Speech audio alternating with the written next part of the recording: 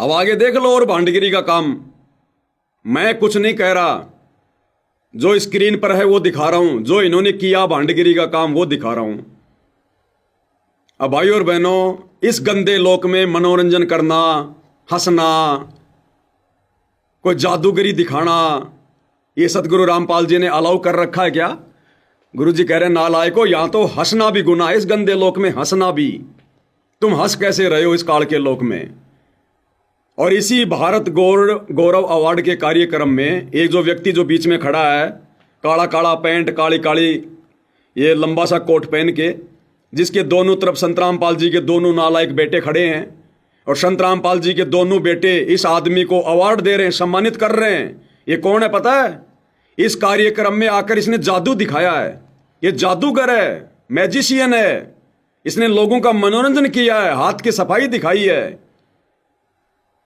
और संत रामपाल जी के दोनों नालायक बेटे इस जादूगर को, जो दुनिया का समय और क्षमा से बर्बाद कर रहा है, इसको अवार्ड दे रहे हैं कि बेटा बहुत अच्छा, और बढ़िया बढ़िया जादू सीख, दुनिया को दिखा, लोगों का समय बर्बाद करवा। अरे नालायकों ने समझाना चाहिए। अरे नालायक सबसे बड़ा जादूगर, जिसने 84 लाख योनियां बना दी, मनुष्य बना दिया, पहाड़, नदियां, सूरज, चांद बना दिए।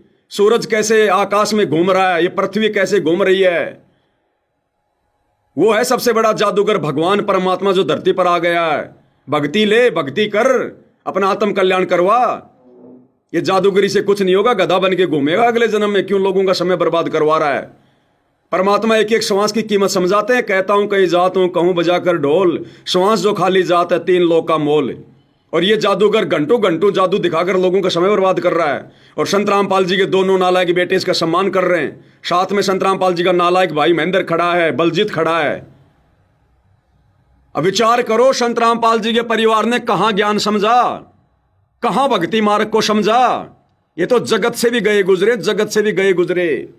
आम संगत वाले भगत भी परहेज करेंगे किसी की जादूगरी देखने से, कि हम क्यों अपना समय बर्बाद करें, वो तो नादान प्राणी है, उसको तो ज्ञान नहीं है।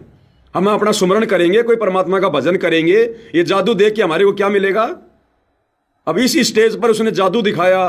संत रामपाल जी के परिवार ने और बाकी नालायक भक्तों ने सैकड़ों की संख्या में जादूगरी का खेल देखा, तालियां बजाई। और अब संत रामपाल जी के दोनों नालायक बेटे उसको सम्मान दे रहे हैं, अवार्ड दे रहे हैं कि वाह भाई वाह, तू तो 1 नंबर का जादूगर। और इसी जादूगरी के खेल को इसी प्रकार से दुनिया में बढ़ाता रहे।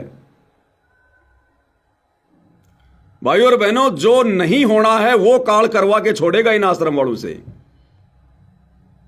और ये क्यों करवा रहा काल पता है?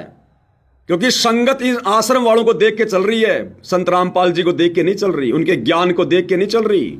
अगर संगत 2014 बरवाला कांड के बाद से संत रामपाल जी के ज्ञान को आधार बनाकर चल रही होती सात संगति वालों की तरह, आज संत रामपाल जी का परिवार भूखा मरता, भूखा।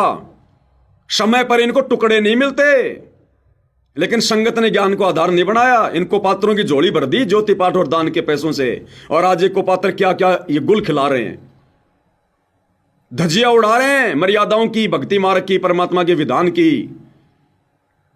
ये नादान संगत भी भुगतेगी कुपात्रों को धन देने का परिणाम।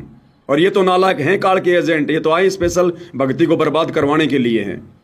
तो इस जादूगर को, 2 कौड़ी के ना कुछ जीव को, जो भक्ति के निकट नहीं है, दुनिया की श्वासें बर्बाद करवा रहा है उल्टे सीधे करतब दिखाकर, और ऐसे प्राणियों को सम्मानित कर रहे हैं। और सत्सेवकों को मारते हैं लठ, उनके ऊपर मुकदमे करते हैं। ये तो ये है वो काल के प्राणी जिनके विषय में परमात्मा कहते हैं कि साधो सेती मस्करी चोरा नाल खुशाल। इन चोरों के साथ तो ये बड़ी हंसी खुशी से इनको अवार्ड दे रहे हैं, और भक्तों के साथ ये मजाक करते हैं, लठ मारते हैं, मुकदमे करते हैं। इसलिए मालिक कहते हैं मल अखाड़ा जीतेंगे युगन युगन के माल, कि भक्ति वाला अखाड़ा तो मेरे सत्सेवक बच्चे जीतेंगे जो युगों युगों से भक्ति करते आ रहे हैं। देख लो इनकी नकलियों की जादूगरी, जादूगरों को सम्मान दे रहे हैं।